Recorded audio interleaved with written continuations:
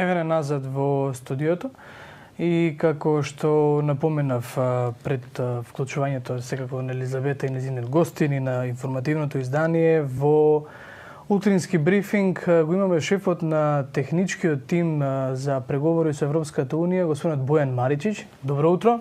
Добро утро.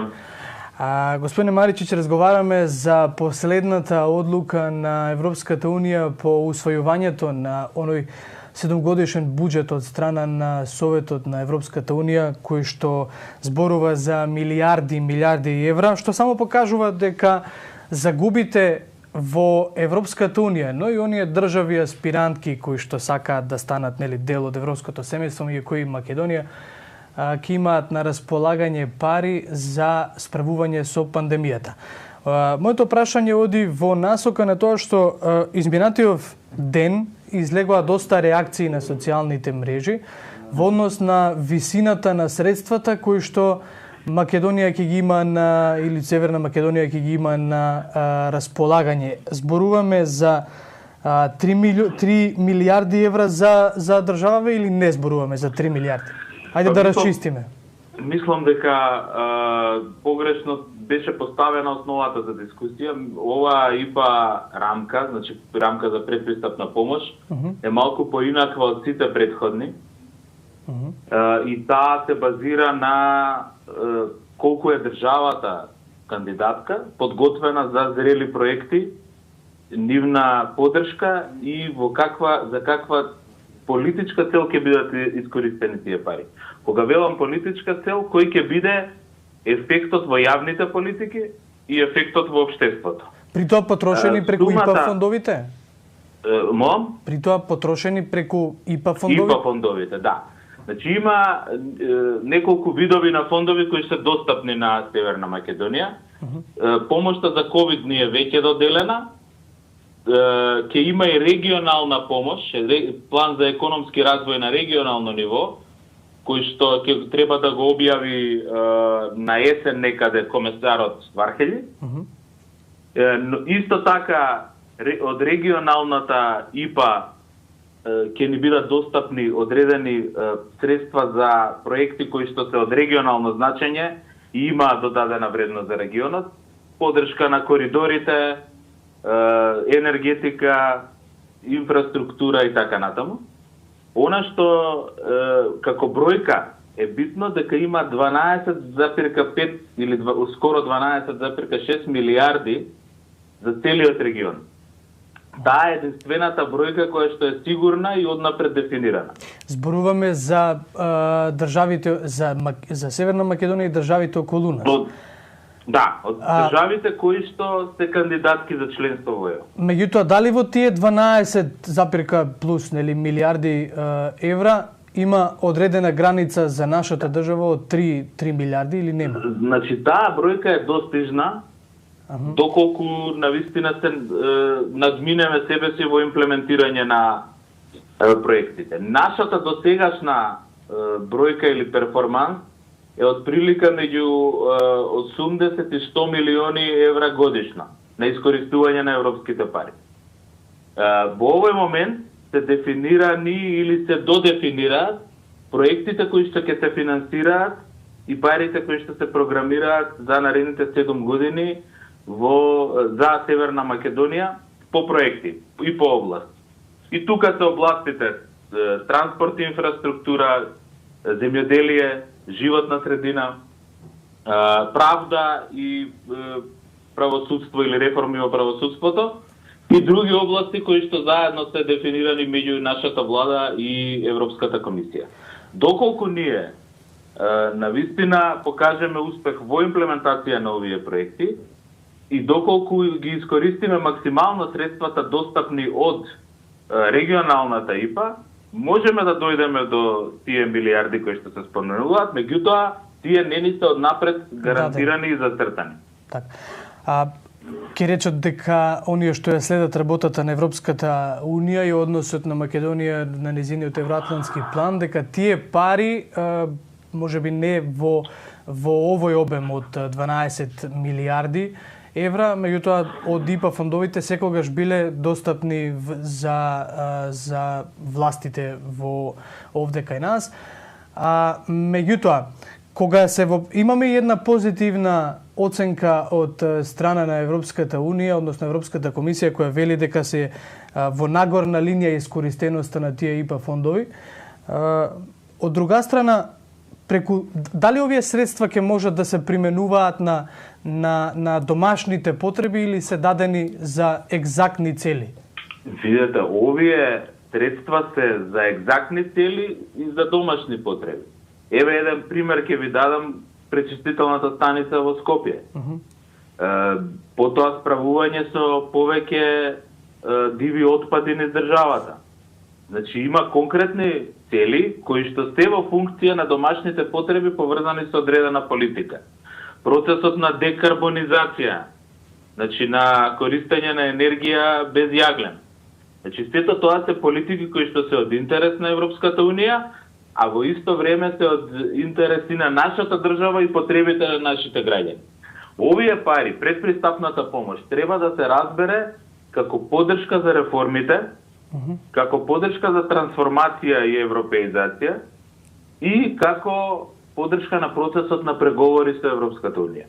Ние би сакале да веруваме, и тоа е цел на Северна Македонија, да доколку е можно ова биде последната финансиска рамка во која што ние ќе фигурираме како држава која што преговара или држава кандидатка и да се надеваме дека во наредната финансиска рамка од 28 па натаму ќе фигурираме веќе во плановите буџетски на Европската Унија како држава членка. И истото оно што се коментира изминативе денови е дека ама погледни Хрватска доби 20 милиарди евра. Па да, Хрватска доби затоа што е членка, меѓутоа ќе кажат и самите хрватски аналитичари колку е голема промената во нивната држава кога се работи за инфраструктурните проекти финансирани од Европската Унија.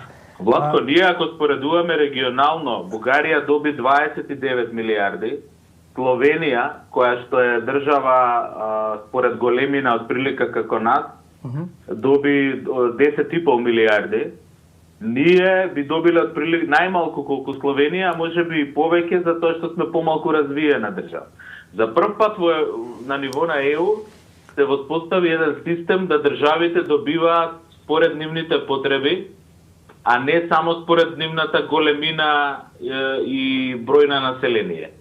Така што, според потребите на овој гарантен фонд или фонд за закрепнување од COVID кризата, најмногу добија оние држави кои што се во најголем проблем. Така што 22 милиарди за Хрватска, нормално тие пари се распоредени во наредни 3 години да ги добијат. Значи нема да ги добијат сите одеднаш. Меѓутоа, сепак тоа е сериозна финансиска инекција која што треба да ја одржи и да ја развие економијата во овие услови после COVID кризата и секако да го зајакне системот за државите да бидат ликвидни и функционални во исполнување на своите обврски. Од кога ни се достапни овие нови средства, како што рековте, 12 милиарди за целиот регион? Значи, втората рамка на ИПА завршува оваа година, 20. Овие средства со овој нов буџет почнуваат да се реализираат од идната година, од 21 година и плановите се прават година за година, за секоја година се програмираат известни средства од 21 заклучно со 27. Господин Маричич, кој е тој кој што ќе биде одговорен да ги реалоцира овие средства? Дали тоа ќе биде потребна соработка пред се преку регионалните власти, добивајќи ги парите, бидејќи ИПА и така и функционираат на некој начин, меѓутоа веројатно ќе треба да општините да ги засукаат ракавите и да донесат проекти според кои што ќе може да ги потрошат овие пари. Како иде таа синергија и трошење на овие средства? На крајот за да алоцираме одговорноста, нели? Видете, тоа е заеднички потпат на централната власт, на општините и на Европската комисија. Затоа е многу важно да се работи заеднички. Дел од средствата се централизирани, тоа значи се спроведуваат директно преку Брисел. Дел од средствата се доделуваат во нашиот буџет, односно во посебна единица во Министерството за финансии која што понатаму ги реализира, а дел од средствата секако програмите за прекугранична соработка ги работат општините и нивна е пред се одговорноста за целосно и правилно спроведување на тие проекти. Значи, ова е една синергија која што мора да функционира подобро и во наредниот период, затоа што колку пари ќе искористите зависи од вашиот капацитет и подготвеност да ги повлечете и реализирате тие пари, од зрелоста на проектите што ги предлагате и секако од тоа колку сте амбициозни. Мислам дека досегашниот пристап на гарантирани национални пликоа или фондови ќе биде се помала во однос на компетитивност за фондовите. Значи, колку се борат државите, толку ќе добијат фондови. Секако за секого ќе има дел од овие средства. Нема ни една држава да остане без средства, бидејќи сите држави имаат зрели проекти кои што ги предлагаат за финансирање. И колку се капацитативно подготвени секако локалните власти, бидејќи ова прашање го поставам од причина што ИПА фондовите и порано биле достапни за нашата држава, биле достапни за локални проекти, меѓутоа сведоци сме дека општини во Македонија условно кажано изумираат поради тоа што немаат, бидејќи властите немаат таму капацитет за да ги создадат оние проекти кои што ќе донесат некаков нов проект и обрт во самата општина. Затоа ми беше важно прашањето каде треба да се утре лоцира оваа одговорност. Би сакал тоа да нагласам дека сите општини кои што влегуваат во програмата на прекугранична соработка може да ги користат овие проекти. Мислам дека со договорите и со Грција и со Бугарија се отвараат многу можности за добивање на нови средства за овие општини. Дел од општините работат на вистина добро, има прекрасни проекти кои што функционираат. Дел од општините не се доволно искористени. Јас верувам дека и преку ЗЕЛ и преку Министерството за локална самоуправа може да добијат и повеќе знаење и повеќе стручна помош за да ги искористат овие средства повеќе и до максимум. Така. А инаку многу често и проектите се спроведуваат заедно со општините. Дали се работи за подобрување на патната инфраструктура или железничките станици или пречистителни станици за чиста вода, и во сите тие проекти има влијание и општината, бидејќи општините треба да ја средат или да помогнат во средување на документите и документацијата за тие проекти да се спроведуваат соодветно. Не би сакал сега да давам и негативни примери за да не кажуваме со прст, меѓутоа има можности за подобрување кај одредени општини во секој случај. Да, јас ја разбирам вашата позиција секако, меѓутоа и мојата критика е насочена кон генерално локалните власти, бидејќи кога ќе ги посетите градовите, а и кога ќе разговарате и ќе размените информации со луѓе од различни градови, секогаш велат во мојата општина не се прави ништо. Не се прави ништо, бидејќи во дел од нив нема ни заинтересираност за иновативни, нови, креативни проекти, меѓутоа да не го носам муабетот на тоа. Јас само би додал тука нешто.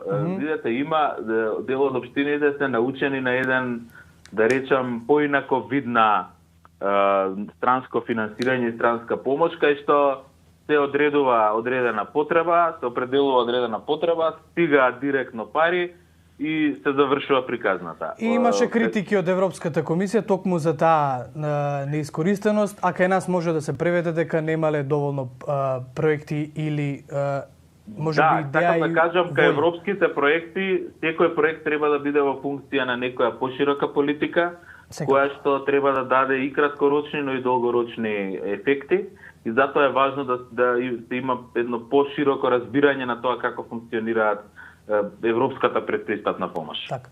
Господине Маричич, шеф на техничкиот преговарачки тим со Европската Унија, за да го завршиме овде разговорот, минатата недела беше подпишана онаа транша од 160 милиони евра, кои што беа одобрени уште во мај за справување со пандемијата. Како ќе се користат овие средства во наредниот период?